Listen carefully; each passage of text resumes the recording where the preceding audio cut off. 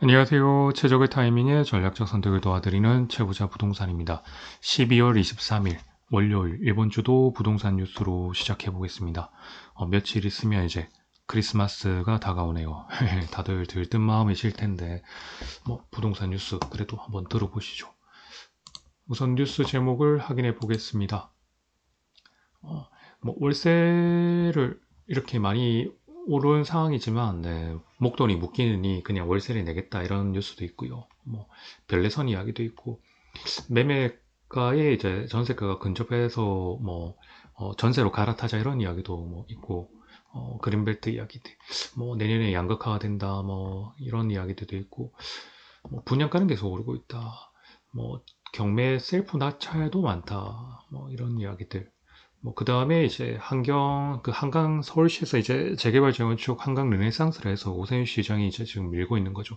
그 한강 라인을 세계적인 도시의 모습으로 바꾸자 이런 걸 했고요. 한강 규제. 그 다음에 한국에서 50억 아파트 사기 싶던데 불법을 동원해서 샀다. 뭐 53억 아파트 누가 샀냐? 외국인 국적 한 부부였다 이런 거 나왔는데 바로 확인해 보겠습니다. 어, 우선은 그 시장규제 파트에서는 외국인 부동산 이상거래 기획 조사를 했습니다. 국토부에서 외국인의 부동산 투기 근절을 위해서 이렇게 했고요. 해외 자금 불법 반입, 무자격 임대업, 편법 증여, 대출 용도의 유용, 외 용도 유용, 거래금의 계약일 거짓 신고, 자료 미제출 이런 부분이 있는데 국토부에 보시면은 외국인 부동산 이상거래 기획 조사를 이제 그 전수 조사를 했습니다.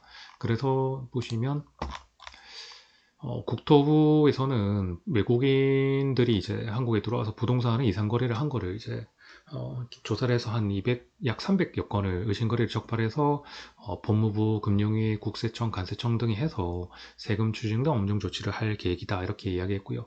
뭐 쭉쭉쭉 보시면 저도 그 러시아분, 그 다음에 중국분, 그 다음에 일본분 하고 프랑스분 계약을 다 해봤습니다. 해볼 때 중개 거래를 할 때는 이제 외국인 신분증 그 비자나 이런 것들 다 확인하고 그다음 또 전화를 해서 다 확인하고 그 정도로 하고 그 다음에 그때 당시 이제 초정 지역이기 때문에 세금 자료를 이제 제출할 때는 각자 이제 제출하시더라고 러시아 손님께서는 회사에서 이제 법인 대출 이런 것들 하셨고 프랑스 분께서는 본인 소득이나 이런 것들 막 해서 말씀드리면 그분 외국 분들은 좀 본인들이 알아서 이제 준비를 해 오셔가지고 계약하는 데는 크게 문제는 없었습니다. 근데 이제 거래가 이렇게 늘었다 외국인들이 주택 거래뿐만 아니고 보통 토지 오피스텔 특히 서울 같은 경우는 그 뉴스를 보시다 보면 중국 분들이 좀 많이 이렇게 했는데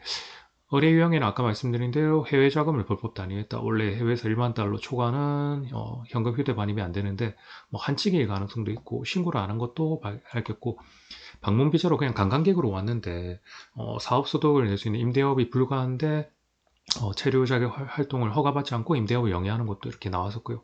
그다음에 특수관계인, 특수관계인. 부모 자녀분들이 이제 한국인인데 이제 국적은 사실은 이제 다른 나라 이제 국적을 받아가지고 그래도 이제 그런 식으로 그런 국적은 또 외국 분이시니까 또 부모님은 또 한국 분이신 거예요. 그래서 이제 돈을 주고받아서 이제 대여해서 차용증이나 이런 것들 판별 종료를 했고 그 다음에 사업자 한국에서 이제 사업을 많이 일으키십니다. 많이 일으켜가지고 기업 자금으로 운영을 한다는데 이제 부동산을 매수를 하기도 하고 또 계약일이나 이제 거래 금액이나 계약일을 이제 업다운을 쓰기도 하고 그다음에 계약일을 좀 달리해서 잔금을 아주 길게 친다든지 아니면 좀 시간을 좀 이런 식으로 규제를 피하는 방법으로 해서 신고를 했고 그 다음 자료도 미제출을 했다 이런 게 나왔고요. 사례를 보시면은 공동 매수를 한 거예요. 공동 매수. 근데 공동 매수를 하는 우리나라 체류 비자 없는 비거주 외국인 이분이 이제 이 가해주고 했는데 돈을 B는 이렇게 하고 이렇게 조달해 또 했는데 실질적으로는 이제 공동 매수를 하시는 분이 돈을 준 식으로 탈세 편법이죠. 그러니까 사실 이제 가족 간의 관계가 좀 있는 거죠, 사실. 그러니까 그리고 외국 국적의 공동 매수인이 투기가해지고 초고가 아파트 53억 원에 이제 매수를 했는데 본인이 이제 법인으로 차용을 해서 이렇게 뭐 특수강의 법인을 이렇게 했는데 결국 이 부분도 사실은 그 차입금으로 한다 하더라도 이 편법 증여로 이제 보일 수 있다 이렇게 됐고요. 그 다음에 또 이 오피스텔 매수를 하는데 2억 6천을 그 사업으로 기업시설 자금으로 이제 대출을 했는데 이거를 오피스텔 구입에 이제 사용해서 대출금 목적 외로 이제 또 사용했고요. 부산입니다. 부산에 또 오피스텔 분양권 이렇게 했는데 그 금액을 뭐 나중에 이제 현금 지급했다고 했는데 자료를 이제 미주출하고 나중에 가족한테 이렇게 보통 보시면은 뭐 아예 이제 연관성 없으신 분도 있겠지만 뭐 본인 국적이 외국 국적이 이제 되고 뭐 가족분들이 한국에 있다 보니까 그렇게 이제 많이 하시는 뭐 그런 식으로 해서 결국에는 그 자료를 미제출하면 그러니까 소명을 잘 못하시면은 결국 이제 좀 드러나는 그런 상황입니다. 이런 게 나왔고요. 두 번째 뉴스는 그 한강 르네상스 서울시에서는 이제 오세훈 시장이 한강 르네상스를 해서 한강의 라인을 세계적인 도시 향후 100년간 뭐 세계적인 도시로 이렇게 르네상스 과거에 이제 유럽의 르네상스를 이제 구현해내겠다 현대의 이제 르네상스를 만들겠다 그래서 이제 반포압구정 성수 쪽 라인입니다. 그 라인을 보시면은 네. 한강 라인이 이렇게 있습니다. 한강이 이렇게 쭉 있잖아요. 이렇게. 예, 한강이 이렇게 쭉 있습니다. 한강을 따라서 성수, 용산 이렇게 있는데, 뭐, 재개발보다 그냥 네이버에 이제 재개발 재건축을 보시면은, 뭐, 성수, 압구정, 네, 한남, 그 다음에 서빙 이쪽 라인, 그 다음 한강을 이렇게 보시면 한강을 기준으로 한강 라인으로 보시면 뭐 재개발 재건축을 해야 되는 게뭐 엄청 많습니다. 지금 매매가 거의 평균 한 25억에서 30억, 그러니까 평균 한 30억이에요. 예, 평당 30평대 기준 30억이면 뭐 네, 지금 평당 가격이 뭐 거의 5천만 원 이제 되는 거죠. 이런 식으로 되어 있습니다. 여기 라인을 이제 재개발 재건축을 막 이렇게 좀 해서 특히 건축 디자인을 아주 특화되게끔 해서 많이 기사에 나고 했습니다. 근데 이제 한강이지 않습니까? 보통 하천 관리를 하거든요. 그러니까 한강유역 환경청이라 하죠. 그러니까 하천 관리를 하시는 한강유역 환경청에서 특히 그 보시면 여기를 하려고 한다 하면은 어, 이 한강을 이제 제방을 건들게 되거든요. 근데 거기를 뭐 덕계 공원, 그러니까 공원화 시킨다. 제방을 낮춰서 공원화 시키고 이런 식으로 한다 보면은 한강 수위나 이제 그런 안전적인 뭐 기술적으로 뭐 할 수 있다고 하는데 이제 한강은 사실은 서울 시민의 아니면 국가정의 이제 공공재로 볼 수 있는데 이 재개발 재건축하는 구역 주민들만을 위해서 뭐 그렇게 현재 높이 간격이나 이런 것들을 뭐 낮추고 뭐 그 부분을 또 때로는 이렇게 해놓고 본인들이 이제 뭐 이렇게 했다고 해서 이 통행을 좀 못하게 하는 그런 것도 막 있으시거든요.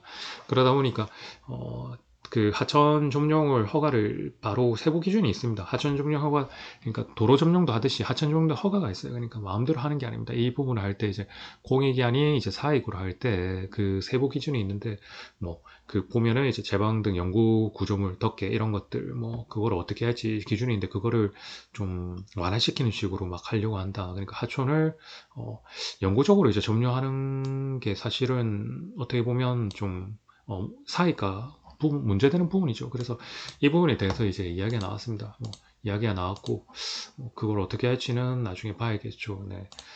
그렇습니다. 그리고 그 세 번째는 경공매 아까 뉴스에 보시면 뭐 경공매 셀프 낙찰을 받았다. 셀프 낙찰을 받았다고 여기 이렇게 나왔는데 이건 무슨 말이냐면 그 지금 뭐 깡통 전세도 많고 전세 사기가 많잖아요. 그래서 보통 그 임대인들이 뭐 갑자기 사라지거나 아니면 뭐 역전세 나오고 깡통 전세가 돼가지고 뭐 경매에 넘어가게 됩니다. 경매에 넘어가게 되면 보통 특히 수도권에 지금 많은데 수도권에 특히 비아파트죠. 비아파트의 감정가가 평균 한 2억 한 5천에서 3억 사이 왔다 갔다 이렇게 형성돼요. 그렇다 보면 뭐 보통 그 경매 넘어가서 유찰이 되고 뭐 유찰이 되고 하게 되면은 거의 뭐 1억대 후반대까지 떨어지는 거죠.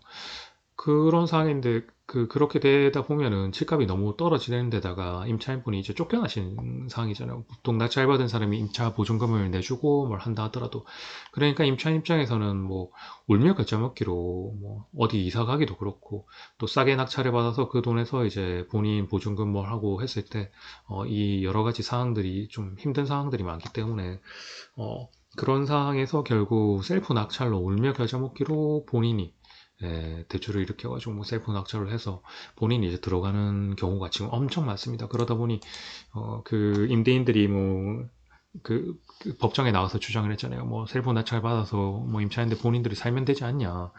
근데 그 살면 된다 그게 뭐 어떤 부분에서는 틀린 말이 아닐 수도 있는데 근데 그때의 임대인이 이제 매매가에 대한 이제 전세가를 받을 때 금액이랑 현재 비아파트의 이제 매매가 금액이 엄청 낮게 이제 떨어졌기 때문에 그분들의 기회비용뿐만 아니고 재산적 가치가 많이 떨어진 거죠. 그래서 임차인분들이 울며 겨자 먹기로 셀프 낙찰을 많이 하고 있다. 그게 한 878건, 뭐 한 거의 1000여 건으로 급증을 했다. 이런 뉴스가 이제 나왔었습니다. 오늘은 뭐 이 연말에 이제 뭐 다른 특별한 뉴스들은 없고 보통 내년에 대한 이제 흐름을 어떻게 보느냐 이건데 지금은 내년 초가 돼서 뭐 여러 가지 이제 탄핵 정국이나 여러 가지 상황들이 됐을 때 좀 흘러감이 있은 다음에 그 정부 정책이나 이제 대출이나 이런 것도 어떻게 달라지는지 뭐 사실 DSR도 지금 바로 적용을 안 하고 좀 미루겠다는 이야기도 많거든요. 워낙 경기 침체가 심하기 때문에 그런 거 볼 때 지금 이야기 드리기보다는 오늘은 뭐 외국인 부동산 이상 거래, 그 다음에 한강 르네상스와 한강유역, 하천 관리 이제 요 부분, 하천 점용 때문에 허가 요 부분에 대해서 이제 좀 분쟁이 났었고 분쟁하고 있는 상황이고 이 사업이 이제 시간이 길어지는 거죠. 뭐 근데 법적은 이렇게 해야 되는 게 맞고요. 그 다음에 이제 그 임차인 분들의 이제 셀프 낙찰이 좀 뭐 수도권 임차인 분들의 셀프 낙찰, 분들의 셀프 낙찰이 급증했다. 요 세 가지 뉴스를 한번 알아봤습니다. 네. 시청해주셔서 감사합니다. 최부자 부동산이었습니다.